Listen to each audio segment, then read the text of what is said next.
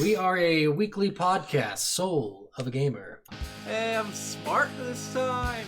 Let's not go that far, okay? I won't fuck it up again. I love pressing that button. That was my favorite button. Yes.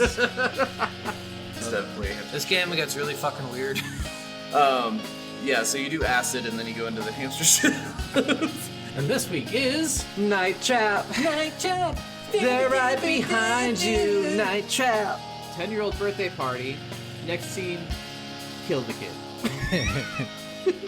You got to kill the kid.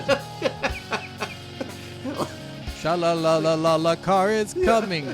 Throw your body into the car and die. All I could do every time I was playing Ethan was just would start walking around and go, Jason! Oh, God. It's just 8? 22 and a half. What? This is the worst countdown of all time. Yeah, 22 and a half. 30! What are you doing? 22 and a half is the end. Oh, shit, my bad. Hi, guys. Hi. Hello, everyone. Welcome back, or welcome for the first time. We are Soul of a Gamer podcast. I am Scott. And I'm Steven. And every week we play a game. We give you the background of the making of the game, and we tell you how we felt the game did. Yes. We do hope you enjoyed our last week's episode, which was... Why am I drawing a blank? God damn it. I don't remember either, I'm going to be honest. Miles Morales. Jesus I look Christ. forward to you. You know what's funny is I even opened up this computer, and it had the script for Miles Morales open. And you still forgot? And I still forgot because as soon as it leaves my brain, I just don't care anymore. Maybe I should put at the top of my notes, like, this was the last week's game, dumbass. Yeah, right. But yeah, we hope you enjoyed that one. That was a lot of fun for us. You know, middle of the road game, not the best Spider-Man game out of the 3 newest ones that came out, but definitely better than a lot of them, you know? Yeah, for sure. It's still a lot better than a lot of the really trash Spider-Man games that came out. Yeah, remember Spider-Man 3? Oh, God. Spider-Man 2 is like the only good one from the original 3. Yes, and Spider-Man 3 was just so horrifically bad, it wasn't even funny. And then also, what was that one? God damn, the one where it was a sequel, and they named it like Interdimensional something or Scattered Dimensions, and then the entire game took place inside of an office building. You're like, you're Spider-Man.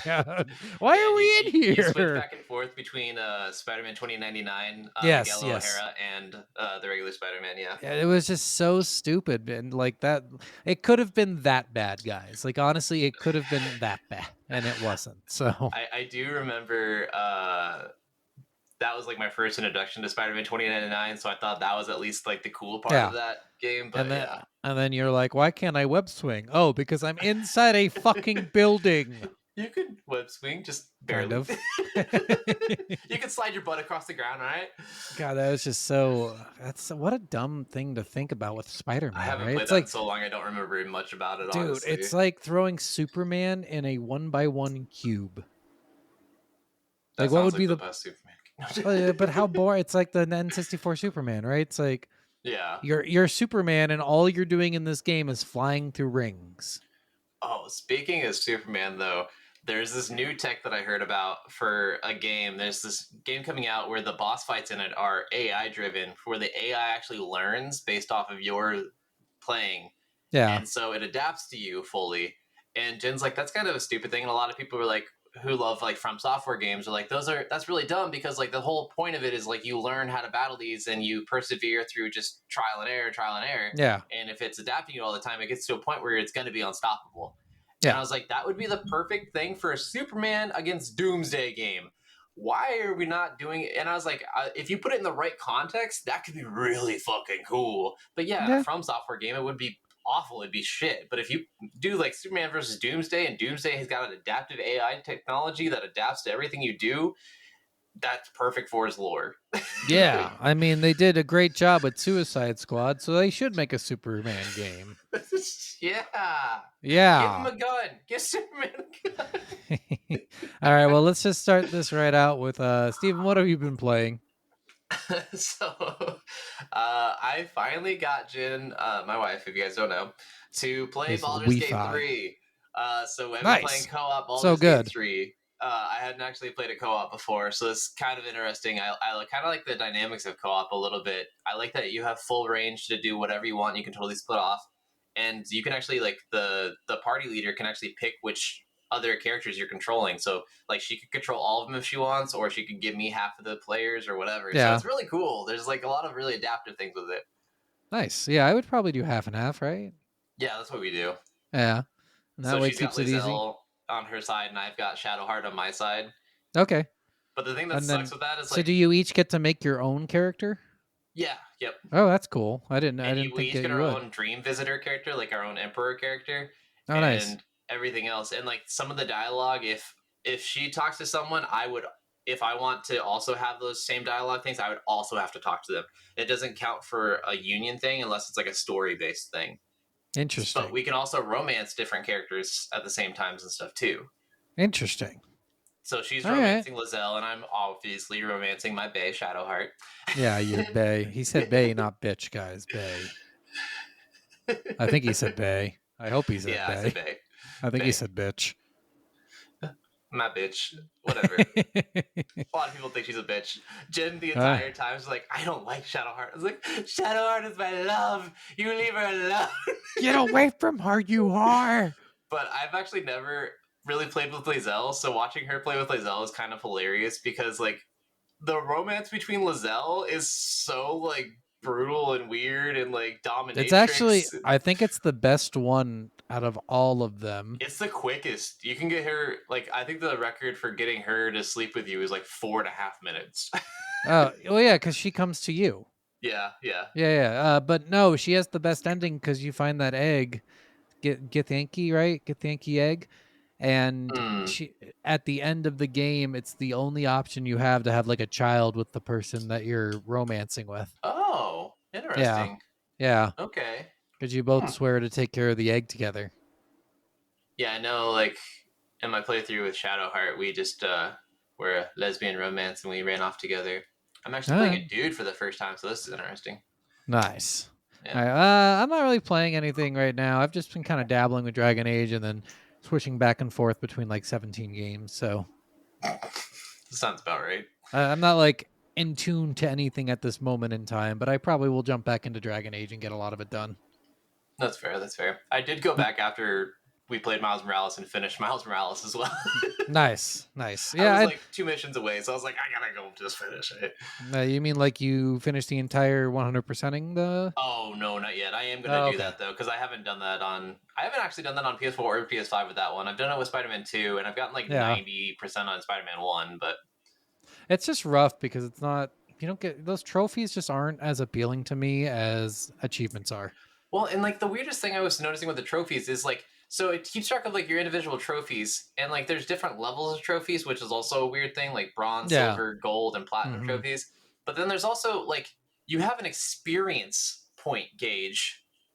Interesting. And like so like your trophy system, like I'm a level 61 trophy or something like that, and I'm like, what the fuck?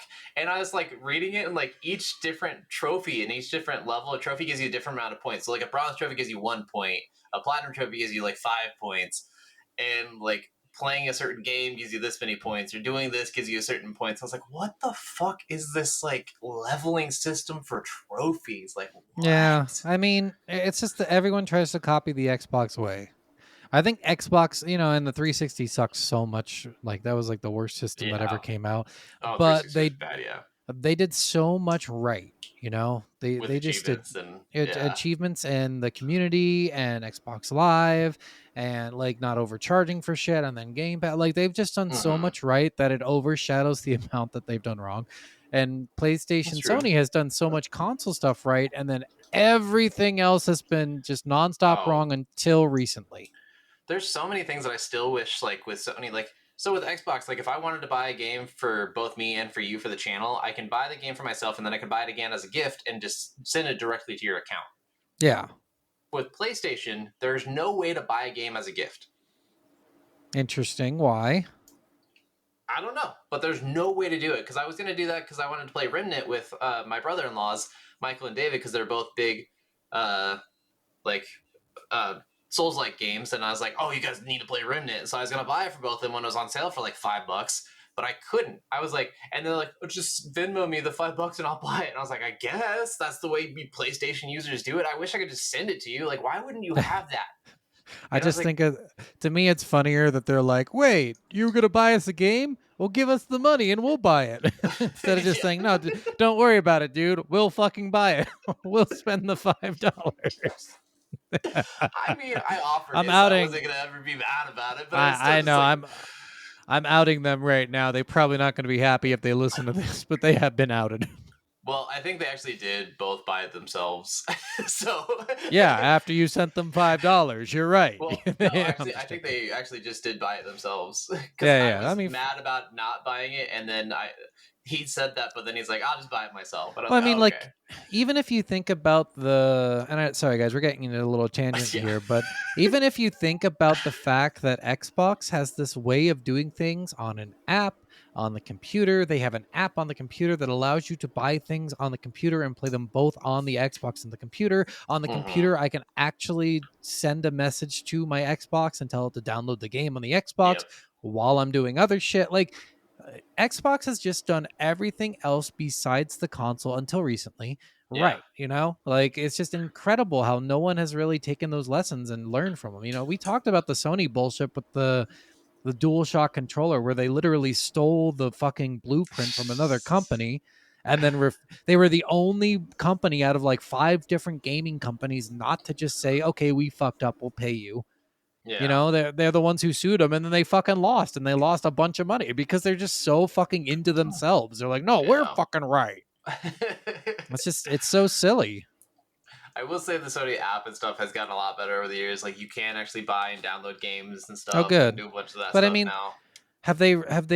they still haven't like approached the console gaming world and said, okay, we can do both. Not console gaming, the PC gaming world, and said we can do Yeah. both. They're Yeah. still like struggling to even They're put those starting games. to, but like every launch of a PC port of a PlayStation game is always goes Sucks. terribly. Almost Yes. always goes Because terribly. they're not good at and- porting the games. I don't know what it is, man. They just make games too integral to their fucking platform. Yeah, and so like it usually takes about a year after it's released on PC for it to be playable. Yeah, which is crazy. It's just fucking intense. All right, well, let's now that we've talked a lot about that, let's jump right into the story of our this week's game. We are playing Half-Life, the first one. Yes. And I was guys, gonna ask, did you play Half-Life or Half-Life Source? I don't know what Half-Life Source is. I just played Half-Life. Okay, so when you get Half-Life a lot of times now, you can either pick to play Half-Life or Half-Life Source. Half-Life Source is like a remaster of the game in the Source engine. But it's nice. the same exact game, just has a lot of people say that it's really buggy, so you need a mod to be able to play it. Okay. No, I did not, because I would have downloaded the mod then, but I clearly didn't have to do that. No, I played original Half-Life, and just so everyone knows, this kind of coincides with the founding of the company. So we are going to be talking a lot about the founding of the company, because this is literally their first game. They are Valve.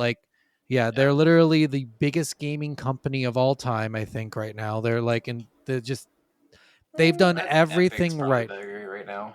Well, yeah, they're similar. They're probably about the same, just because they both have done something. And no, I would say they're bigger because their platform for buying games is far more popular. Oh, yeah, I guess I always forget Steam is Valve. Yep, God damn it, dude! Like, God far damn, more popular. They are. I think. Yeah, I think they are the #1 gaming company because of Steam. I don't know. Their games are really good too. It's just Steam made them huge. So I was gonna say Steam and Epic are like the 2 biggest stores. Yeah, and Epic's barely like 1% of Steam, so like you can't even compare the two. All right, so Half-Life is an action adventure game where you play as Gordon Freeman, and I like saying it like Freeman because because of Boondocks, the TV show. I never watched that. It's such a good show, and in it, the old rich white guy says, Freeman, what a good last name. It just makes me laugh, so I love saying Freeman now instead of Freeman. Fair. Gordon Freeman, a scientist that works for Black Mesa at their site in New Mexico. He must deal with otherworldly creatures after an accident opens portals to their home world of Zen. Zen. Not the money. Not the money. The XEN, which I don't think is the same. No. The making of the game starts in 1996. Mike Harrington wanted to quit working for Microsoft and start a game company. By the way, at that point, he had been working for Microsoft for 9 years. I didn't put it in here, but I'm like, crazy. And Microsoft, he said at that point, was only 1,500 people. Oh, wow. Yeah, isn't that fucking crazy? Since now they have like 65 million people working for them, like across the globe. And it's intense, man. Oh, yeah. He had made a promise to himself the year before and decided to follow through on it. He didn't know how to do it, but he had asked several people from Microsoft to come with him. One of them said yes, but then decided to go work for id Games instead, which id is very famous for Doom, and I think I put it in here. Yeah. Then while no, I didn't put it in there. Weird. I think I put it in there later, but it's famous for Doom and Quake and stuff. Yeah. Then while eating lunch, he was talking to Gabe Newell. Gabe heard Mike's pitch and said he was interested in starting this company with him. They left Microsoft and started Valve. After leaving Microsoft, they went to id, since now there was a friend who worked there. Which I thought was fun. I'm like, that's crazy that the guy he was going to start it with went to id, and then id really pushed them to understand how to make a game. Yeah. True. Like, it is insane. They went to id, since their friend now worked there, to ask id for pointers on how to run a game company. They got to meet with John Romero, and he told them to make sure and hire plenty of level designers. At the end of the meeting, John gave them source code for Quake to use as a start for their own game's engine, which is fucking holy shit. What a cool guy John Romero is. Seriously. Like, what a cool motherfucker that guy is. Just imagine, like, us creating something and saying, here, you start out with this and see what you can do with it. Oh, yeah. You know? Here's all the starting tools you would need. Have at it. What? Sorry, guys, had to sneeze. Yeah, seriously, like, no fucking joke. That's, like, nowadays, it's so fucking protected. People's game engines are everything to them. And back then, they were like, oh, whatever, fucking take it. Here's a complete source code. The complete source code for Quake. Yeah. Like, it's just intense. It's so fucking crazy. They then got to work hiring people. They hired people for the game, but most of them had never shipped a game before. Only 3 or 4 people who worked for Valve at the time had ever worked on games prior. Damn. Yep. When they were hiring people, they were looking for people with unique experience with games. They ended up hiring modders who modded games like Quake. Nice. One of the modders was a manager at a Waffle House before he was hired by Valve. Yeah, like, literally, it was more important to Valve to get people with talent, not degrees. Like, they said that 100%. Out loud. Because they're like, we want people who know how to work on this stuff, but not only that, who know how to make shit fun. I mean, sometimes that's like the best way to do it. Like, I really love. I think it was in like the Lego Movie. They had like a whole scene. Like, there was this like 11-year-old content creator with Legos that would do all this like crazy, like, he would remake trailers and stuff in Legos. And the directors of that movie, when they were making it, saw his videos, loved it so much that they actually offered him a role to do a whole scene in the movie, and like gave him full reins on it. And I'm like, that's fucking awesome. Like, that's the kind of thing that I would want to be if I was rich. I'd be like, oh, I'm gonna pick out this like 11-year-old kid who's got more talent than most people with degrees have, and have him make this movie for me. Right? It's just intense, like how people don't see that. It's crazy. When the team finally started putting together the idea of Half-Life, they had a big inspiration for the theme of the game. Mike and Gabe really liked Stephen King's novella, The Mist. The novella is about creatures that invade Earth, and I didn't put it in. I haven't read the novella. I've only seen the shitty movie from like 2007. Yeah, but I've only seen clips of it. We open up open up doors to other dimensions, and a mist comes through, and the creatures can live inside the mist, but once they get outside the mist, they start dying. Yeah. So I think that's the cusp of what the story's about, maybe. Yeah. When starting work on the game, Valve was working on 2 games at the same time. A game called Prospero and Half-Life, and this is fucked. It was frustrating for the people working on Prospero because they would have an idea, and the people working on Half-Life would ask them about their progress and then just take their ideas. Oh, that is fucked. There was one where they're like the guy created the lightning for it's the first scene of the game. You're in like this Mm, area and there's lightning coming out from the yeah. machine that's being Hmm. done and that was for Prospero and he's like that's really cool. I'm gonna take it. It's kind of like when you tell someone like, "Oh, my wife's pregnant, and we were thinking about kids' names. I was thinking Chloe, and then one of your friends names their daughter Chloe before you get to, and you're like, what the fuck? Yep. It's so funny. And of course, because of that, they stopped the idea of Prospero. I was gonna say, I was like, I don't even think I've heard of that. Yeah. Well, they had everyone working on Half-Life at that point. When they finally started putting together the full scope of Half-Life, they ended up taking the engine for Quake and completely changing it. So they had this good foundation to start, but then they're like, well, Yeah.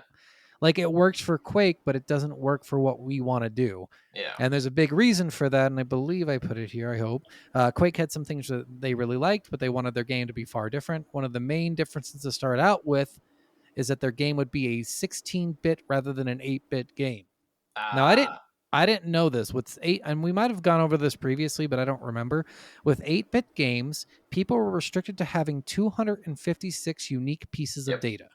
Okay, so that's essentially if you wanted to use a color palette, you would have 256 colors you could choose from, which sounds like a lot, but in this grand sense of the world, we are seeing colors that like don't even exist on paper at this point. When we see a leaf that's slightly greener than this leaf, that's slightly greener than this leaf, that's a little less green than this, we don't think about that, but there is a lot of fucking data in that shit. Oh yeah. So they would have a max of 250 colors for the game. With 16-bit, you could store over 65,000 unique pieces of data. That's a little bit of a jump. A little bit. Yeah, little bit. Little bit. The engine also didn't have a great movement for the characters, so the other thing the studio decided to invest in was skeletal animations for characters. Okay. Because you think about 8-bit games, like characters would just kind of die and drop. Yeah. With skeletal animations, you might get like an arm flail, or you might get like a dramatic "let me get on my knees and then drop." That way they could have unique movements for each character they wanted to create. Many creatures in the first part of the making of the game came from 2 people. It was funny because depending on how the creature looked, other people at the studio could tell which one of the 2 creature designers made the creature. That's hilarious. Anything that looked like it was vaguely inappropriate was made by one, and all the others were made by the other guy. They would literally go up to this guy and be like, "You realize your thing looks like a ball sack, right?" And he's like, "Oh yeah, I didn't even notice." You realize it's like a vagina faced dog? Yeah, sure. Yeah. It was funny. He sounded like a cool, funny guy. I don't know if he was in the documentary I watched, but he was he sounded very funny. The team knew they wanted to have the scientists in the game seem more real, so they had them looking for things and staring at screens. They were originally not going to have the characters' mouths move when they were talking, but one day, 2 of the designers were complaining about another designer wanting to do it. They complained to the point where each admitted they couldn't do something that the other one could. Then they went to their offices, and within an hour, they had created a way for the mouths to move and sync well with the voice lines. That's hilarious. They thought it was funny how they came to this conclusion because they were bitching about someone who said that they could do it.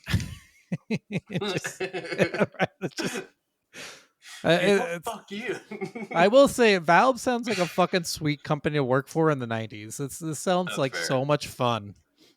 The scientists would also have random lines that were said to both the player and other NPCs. A lot of the time, these voice lines would not actually match up. So you would have a scientist say how cool it was to be working on something, and another say, not really.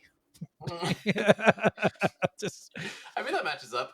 It matches up, but what they pointed out is like when the character says not really, they're saying it to a question, not to a statement. Yeah. So like Not they'll say, really. yeah.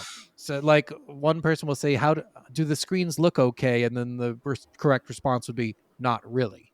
But instead, you get those weird moments and voice lines because they randomize them. It's just really funny. That's fair. They also wanted there to be interactive scenes in the game, meaning they were scenes that existed while the player was playing and able to move and control the character. This was good in theory, but they soon realized that a player would just go and run up and disturb the scene. So they ended up putting up a lot of scenes behind glass walls and other obstructions, so the player couldn't see. So the player could see the outcome without interfering. Nice. Because the one thing one of them said was like, literally, we'd have this cool scene going on, and the point is the scientist dies, and then the player would just run up, kill the creature, and then also kill the scientist. Oh, Jesus. Yeah. I mean, that sounds about right. Yeah, it was really funny. When making a lot of the characters in the game, they really had no direction for the NPCs. They had an NPC at the beginning of the game in a suit with a briefcase talking to a scientist, and that was the lone time that character appeared in the game. Okay? Do you know who that is? Are you talking about the G-Man? Because he appears more than one time in the game. Yes, you're right, G-Man. Okay. When going back through, they realized that character could become their Smoking Man. The Smoking Man was a character from X-Files that was behind-the-scenes antagonist.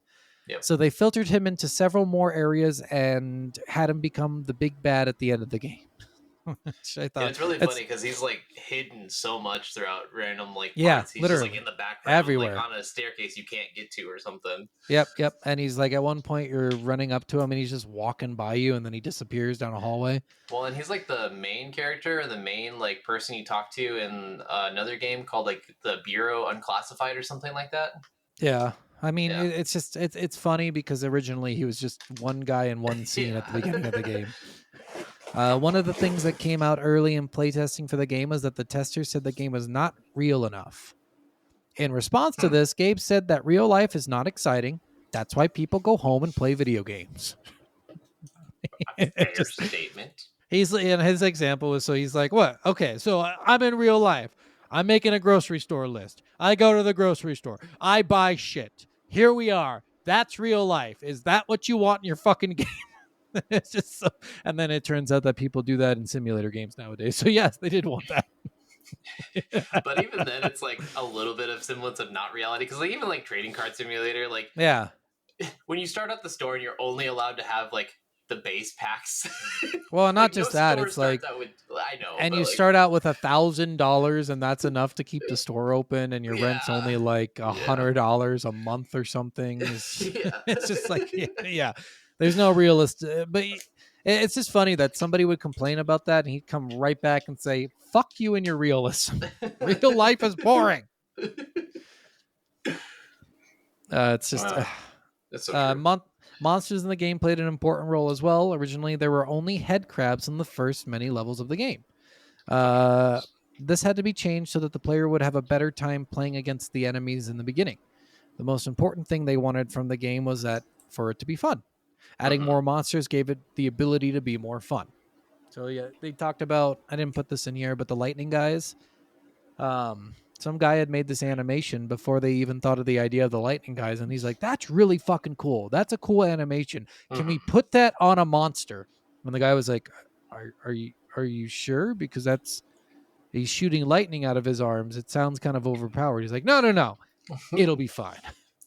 It is, but I like it because it's got a long wind up, so you can really Yeah, like, see yeah. it and just dodge. I think I read that they changed the wind up because players did complain that it was too powerful. Oh, it would be because if those shot at you like soldiers shot at you just instantaneously and as soon as they see you, it would be broken as shit. But giving you that little bit of time to like get behind a wall and then shoot them, it was great. They ended up designing a ton of monsters and sprinkled them in throughout the game. There was only one person who developed all of the textures for the game. Damn. And I loved it. She's amazing. Her Karen something was her name. I didn't put it in here, but she was awesome in the documentary. She talked about how she was the only woman who worked there for a long time, and that was weird. Okay. She just felt really awkward, but she also did such a fucking funny job of doing all these things. So she ended up hand painting a lot of them at first, but then when timing became an issue, she drove around Seattle, Washington, and just started taking pictures of industrial stuff that she could find. That's cool. She also went to the local Costco and took a bunch of photos of food stocks for certain areas of the game, which I thought was fucking hilarious. Literally, she showed the photo of Costco and then showed there's a part where you're in a freezer. Yeah. And then showed the picture or the texture of the things in the freezer, and it's literally the shit that was at Costco. That's hilarious. It's pretty good. That's good. A lot of the Zen areas in the game were inspired by images from electron microscopes. All of the music and sound in the game was written by one person. One of the programmers for the game, Kelly Bailey, knew how to produce some music and ended up just writing the soundtrack as well as figuring out all of the sounds creatures made. The head crabs in the game were rat sounds that were slowed down, then reversed. Weird. Okay. Right? So he was just fucking around. Literally, it was a Yeah. guy who did not know what he was doing, who was just fucking around. He also did Never heard of reverb. that. Yeah, he did the reverb sounds for small spaces and big cavernous areas. Many of the voices in the game were done by the team. Mike Shapiro, I think this was the one guy they actually hired to play a character. Mike Shapiro did the voice of the G-Man. He had originally recorded all the voice lines in a normal voice, but the team was not too thrilled with it. They wanted him to try something different, but kept the original lines if they didn't like what they tried. Shapiro ended up doing a lizard-like voice for the second take of the lines, and everyone loved it. All right. 3 months from the release of the game. What happens 3 months from the release of the game, Steven? What has happened so many times on this podcast? Delay? 3 months, not just a delay. Production hell? I don't.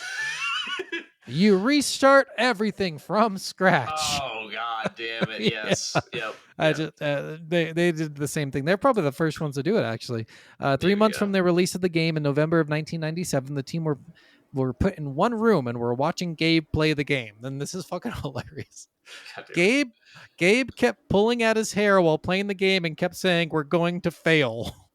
Oh man! Literally, the guy said like he just had his hands on his head, pulling his hair. And he's like, "We're gonna fail. We're gonna fail. We're gonna fail. We're gonna fail." While everyone in the company was in the room with him, watching him do this. Damn. Yeah, and it's just like, what a fucking day. They realized that the game was just not fun. It wasn't cohesive. They decided that they were going to wait to release the game. They wanted to present something they were proud of. They decided this knowing that Sierra Studios, the publisher of the game, was not going to give them any more money to make the game. Damn. Gabe said on this, "Late is for a little, but suck is for forever."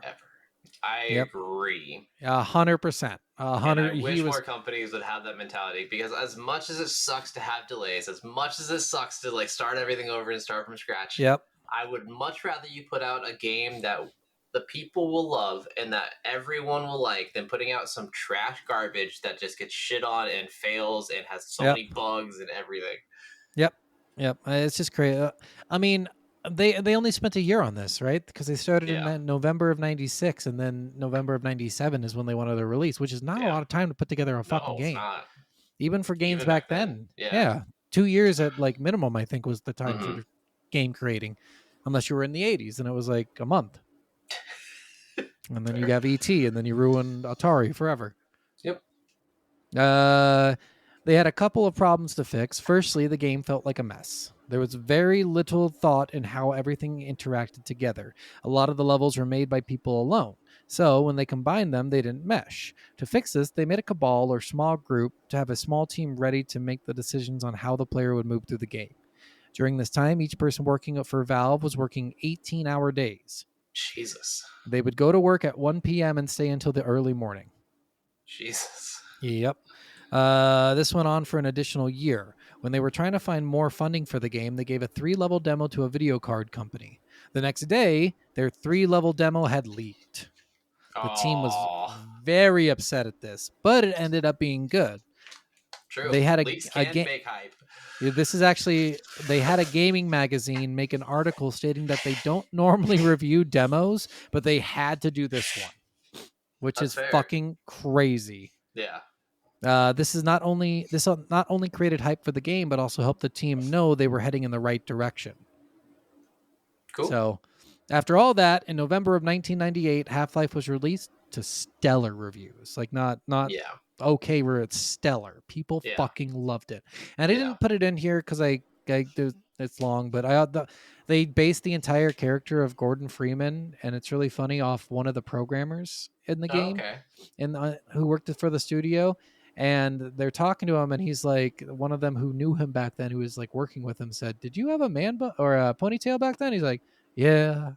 Yeah.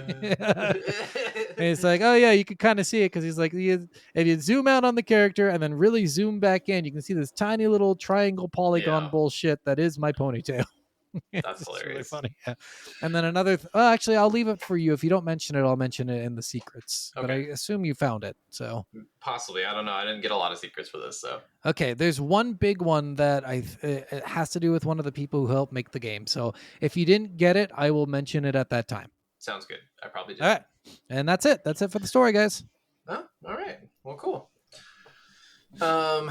So yeah, I guess we will go ahead and I guess talk about our best and the worst. All right. So if you play this game today, it's like the entire thing's a worst, right? This is a really hard, not everything, but man, does it suck. Like it's so fucking bad to move. It's got that stupid thing, but this is Yes. every fucking game back then. I don't understand why. They all had to slide at the end of your God. stop of movement. It doesn't make any fucking sense why it was there to me, but I'm sure for programming, like there's something with the polygons that made that slide have to be there. Yeah. Which I will say one of the things that's annoying that I just found out because I was watching some more shit about the game before we got on, and apparently even on like the base game, if you go to the start menu, there's a HD features thing that you can check mark, Mm-hmm. and it gives you fully new models of several of the guns, fully new models of a lot of the characters, and it's all the DLC shit that came out for the game put into the base game, and it's just a thing you checkbox in the fucking menu. And I was like, are you? And I kept on like, every time I got stuck, I'd watch a video and I'd be like, what gun do they have? I don't have that gun. It was like the submachine gun, but they made it a full assault rifle in the in the HD version of it. And I was like, and all you had to do is check mark a box in the menu. I was like, you fucking assholes. I mean, like, I played this game on easy difficulty, okay, guys? Yeah. And it, like, the difficulty on easy is really fucking hard.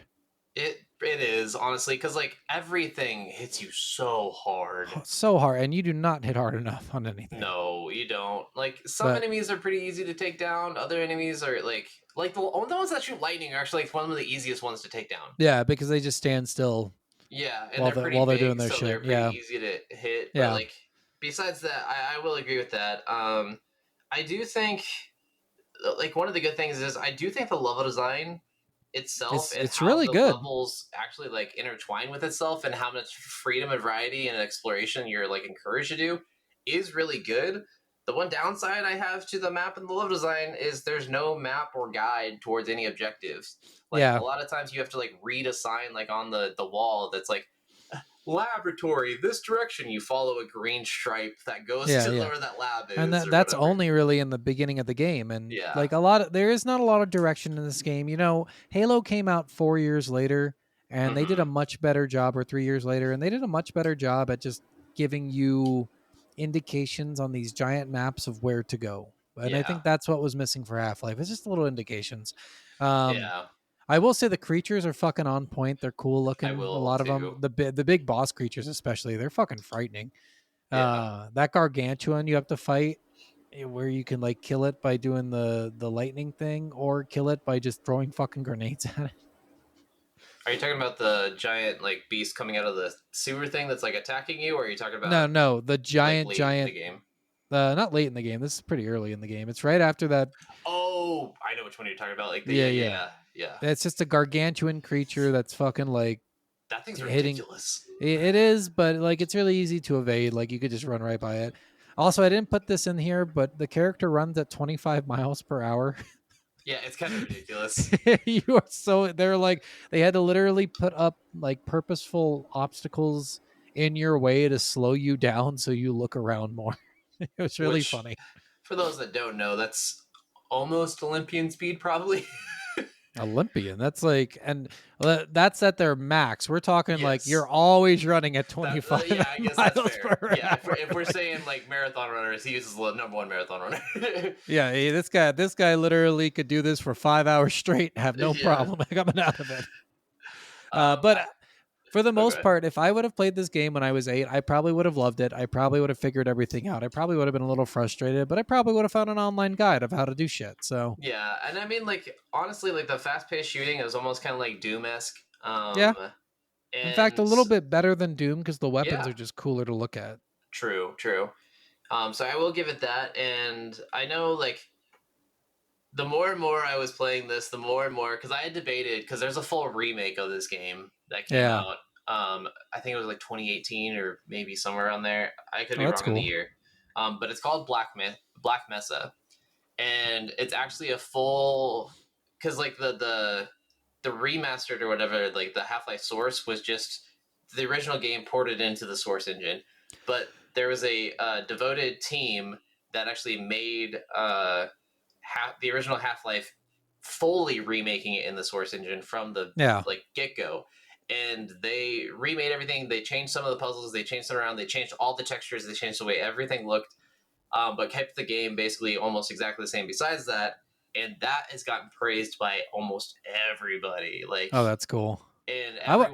even for I the wouldn't graphics for mind. the old source engine, it looks good to today's Yeah. graphics. I mean, I would love to play the remake of this game. Honestly, it's a cool game. It's got a lot of cool features on it.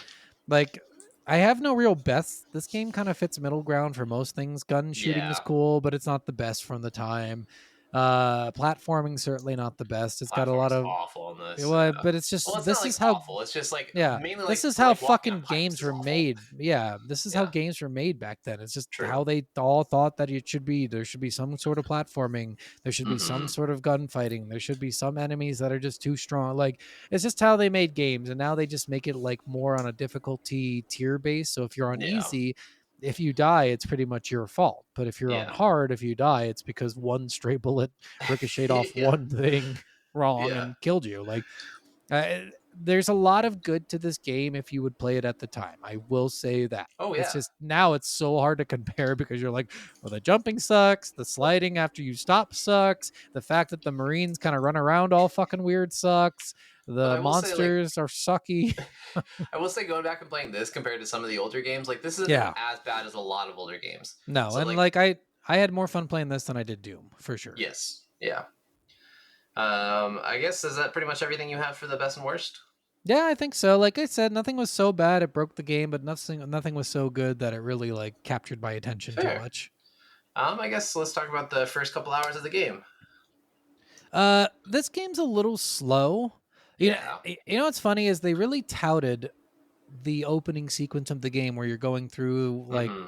which is cool, and they're right. Like during the documentary I watched, they literally said like most people don't realize that you're not watching a cutscene until you accidentally move your mouse a little bit and Yeah. realize that you're like in control in this moment. And I'm like, well, that's great, but then that means also with no cutscenes, you cannot skip the things that are way too fucking long. And Yeah. this was way too fucking long. Yes, agreed. I will say we didn't say that earlier, but there's absolutely zero cutscenes in the entire game, which is kind Yeah. of crazy. Yeah, it's all live action scenes. You're Hmm. doing shit while things are happening. But the big problem with that is like again, you can't skip. If you're playing this game for the umpteenth time and you're like, I just want to fucking shoot shit, you can't skip the opening, which is literally probably half an hour, right? Yeah, It's just especially if you don't getting, know where you're going. Like it yeah, takes you a while to figure out where you're supposed to go. And I know, like, it took me a while, and I was like, "Where the hell do you go with yeah, this building?" And just walking around everywhere and trying to talk to everyone, and I'm like, "This is so weird and pointless." But yeah, once you actually like get into the story and like aliens start appearing and stuff, it gets more interesting. But I think that initial first half hour is really like kind of just like you kind of have to persevere through it, and it's kind of boring, and you have to find your own way, and there's nothing yeah, to guide you in any way, shape, or form. So be prepared. yeah. It is a lot, guys. It is Yeah. a lot. And like I said, it's just 30 minutes of not even tutorial. It's really just 30 minutes of an opening. Like there's no real tutorial in this part of the Oh yeah, game. there's not much of anything. Yeah. So like you don't they don't it's back in the day they really didn't do a lot for tutorials anyway. Like Yeah. if I remember was it Crash Bandicoot where they would take you to another world for like 5 minutes and then you do the tutorial in the other world and then you'd come back and then you'd know how to do the shit. I think Yeah, a lot they of did that games in did Crash, and that. they also did that in Ape Escape. Yeah, I think they did that in a shit ton of games, honestly. Yeah. Like that was just the way to do tutorials. There was no like play and get the tutorial while you were playing. Not until maybe Halo, probably I was gonna say 2001 Halo ish. definitely was one of the ones I Yeah, first remember that had it because like look up, look down. All right, now we're checking your systems, and I like the way that they did that too because it was like making sure Master Chief's systems were working, and it wasn't yeah, necessarily about like teaching you how to play the game. Like this is yeah. how your camera controls work. It's like, hey, we're gonna make sure your visor works. Yeah, yeah. And Yeah, like that's it's cool. Like I don't know. In this game it maybe needed a tiny bit of a tutorial because I just yeah, kept having to stop, look at the control scheme and be like, how the fuck do I interact with shit? Oh, it's not the button I yeah, thought it would be. So let's just do this. And yeah, yeah. it's a lot, guys. It is a lot. That's fair. So I'm gonna All say right. fail, sorry, on the 2 hours because I think it doesn't really capture your attention until 30 minutes into the gameplay, and that's just a lot of people fucking put it down after 10 minutes, you know? Yeah, I will say probably a lot of people get frustrated if you have to look something up in the first 30 minutes. That's usually not a good sign. And Yeah. if you're like me and you're like, if I have to look something up that early on in the game, then I'm probably going to be looking up shit through the entire game, and that's going to get Yep. old. I agree. Especially because there's not a lot of like good guides for the game. Because No. no, there's like you basically watch a YouTube video and scroll through like, all right, this is the section I'm at. Yeah, yeah. Yeah, but so I kind of agree. I don't think it's like the worst thing ever. I think especially like once, like I said, like once the shit actually starts happening, the facility starts breaking down, the aliens start coming in, it does kind of get you a little bit more intrigued in the story. But Yeah. then yeah, it's kind of hit or miss whether you're gonna enjoy it or not. Yeah. So we aren't gonna do a Steve Achieves section because this was before achievements. Yep. But the game is about 12 and a half hours long. Yeah. I saw some stories that said that it was about 15 and a half hours to 100% complete, which I don't even really know what 100% completing this would necessarily be. I don't know. Like I figured there would be like secret areas and stuff, kind of like there are in Doom, but I didn't really find any, so maybe There not. are secret areas, but they're like so like some of the secret areas, like sometimes talking to a scientist and having them follow you, you can get them to unlock a door that you wouldn't be able to access. Or sometimes Oh. just through exploration, you might find a vent that you wouldn't normally see because it's kind of hidden in a shadow or something like that, and that might Okay. take you to another area that has just like a bunch of extra ammo or shit. So there's nothing like really big like secret wise. It's more just like there's different ways to get to different areas that you might not have seen before. So even like for speedrunners, it's really good because there's a lot of shortcuts that most people don't even know about. All right. All right, so since we're skipping that, we're going straight to the hunt for all the eggs. So Yeah, I'm curious if you found the one I was talking about. I don't think I did. I didn't find much when I was looking up stuff, and there was the first one that I saw myself that I kind of chuckled at was one of the first scenes when you're like walking through one of the areas. You can walk by a couple like coffee machines and stuff like that, and the coffee machine actually has the Valve logo on it. Oh, that's cool. Did you Yeah. press the microwave when you went by the microwave? No, I didn't. You can make the soup explode in the microwave. No, jeez. And the Okay. scientists will be like, "My soup! Why would you do that?" That's hilarious. It is actually. They did some funny stuff. They're like, we try to Okay. emulate life as much as we could. Yeah. Whenever a trash can is destroyed, there is a chance for it to spawn a newspaper called The Onion, and it's Oh, that's a funny. mockery on the website The Onion. Nice. So I thought that was kind of fun. As Scott and I were talked about earlier, G-Man can be spotted spying on you. G-Man's identity and motives remain unexplained. His allegiance is also unknown to this day, although he and his employers are apparent enemies to the Combine and are seen as a threat by them. Playing the role of the overseer and eventual employer, he often appears in odd and unreachable places, observing Gordon and other characters periodically, aiding them or hindering them. Yep.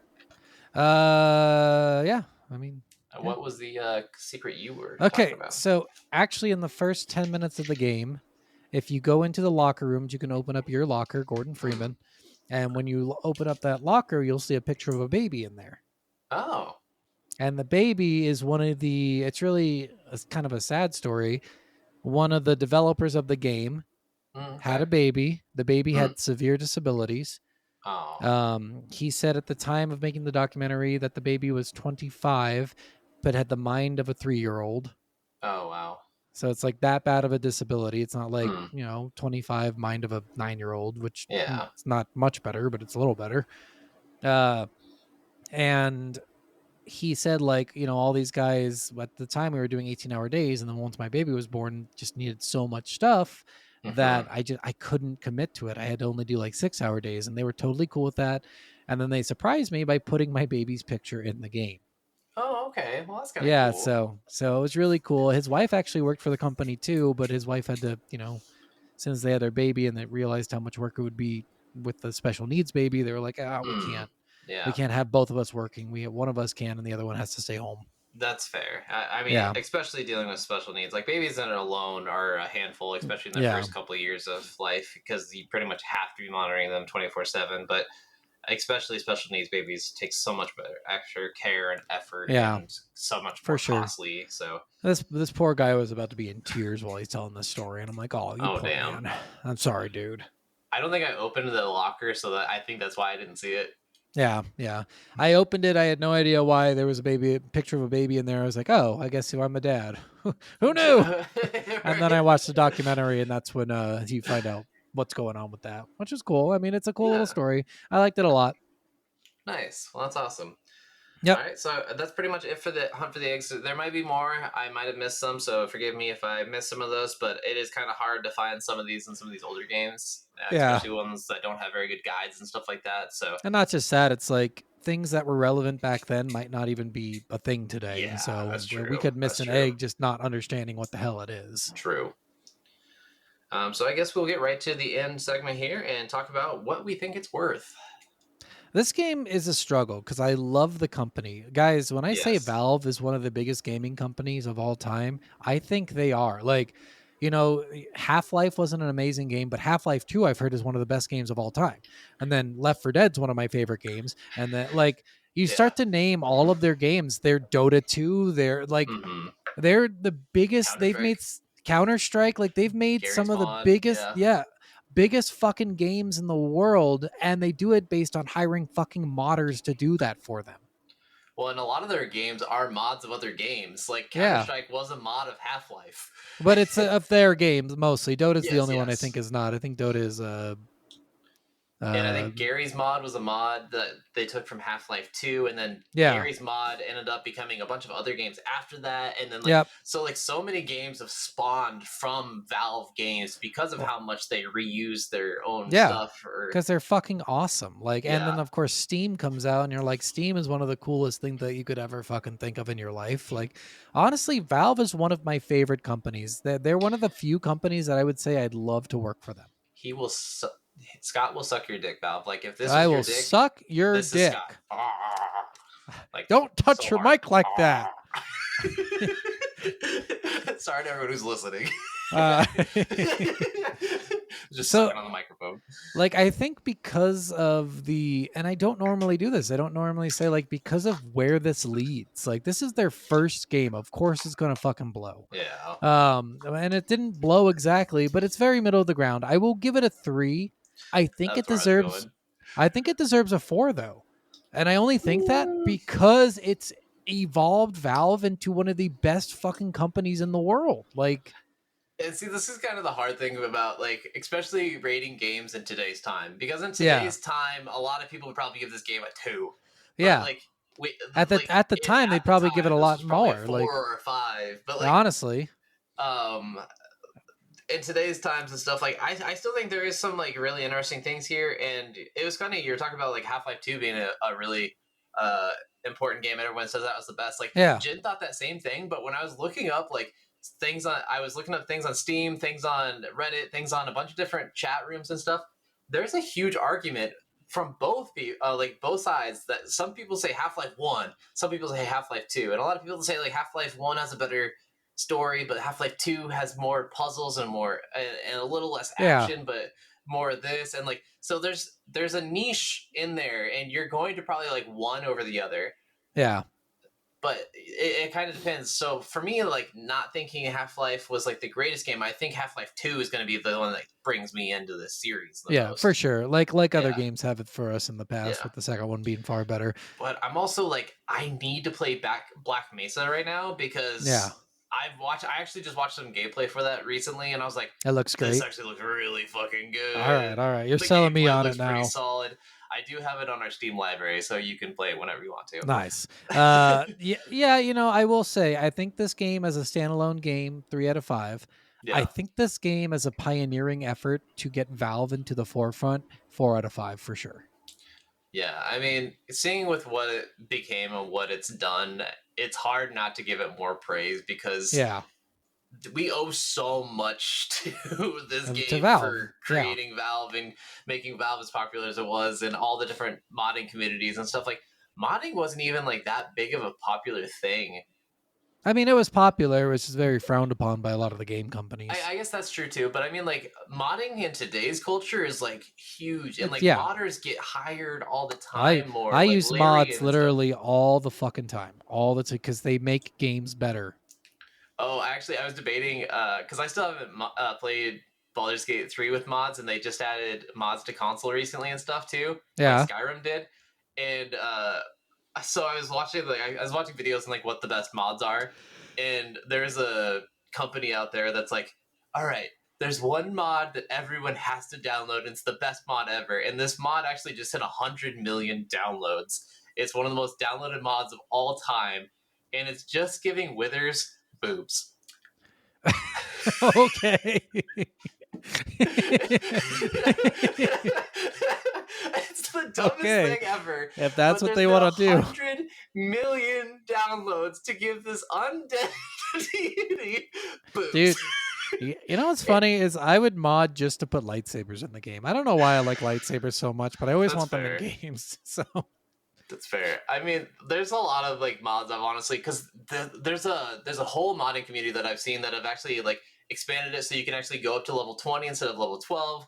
There's a whole thing of mods about like what was the other ones that was cool? They actually added more places and more story elements and more missions and stuff, more dungeons, and I was like, all right, we can make this like the coolest thing ever. And apparently, I saw an article recently that said the modding community for Baldur's Gate 3 is really trying to get it so that you can make your own custom stories. So you can make your own D&D playthroughs and DM your own story in Baldur's Gate. And I'm like, that would be fucking epic. I'm pretty sure that's another company that was really into that. They wanted like the game to be for the people rather than against them, you know? So, oh yeah, for sure.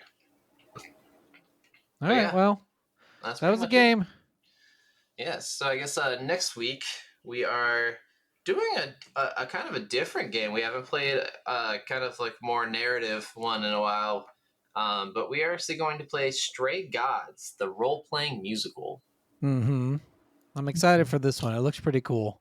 It's got a bunch of people from Critical Role for anyone who loves all those voice actors. Laura Bailey, Ashley Johnson, Troy Baker. Which, I mean, Troy Baker's not necessarily a Critical Role. He's appeared on a couple episodes. I was going to say, you just named two and then Troy Baker. Well, Troy Baker, Troy Baker's in, he's in a lot of shit, dude.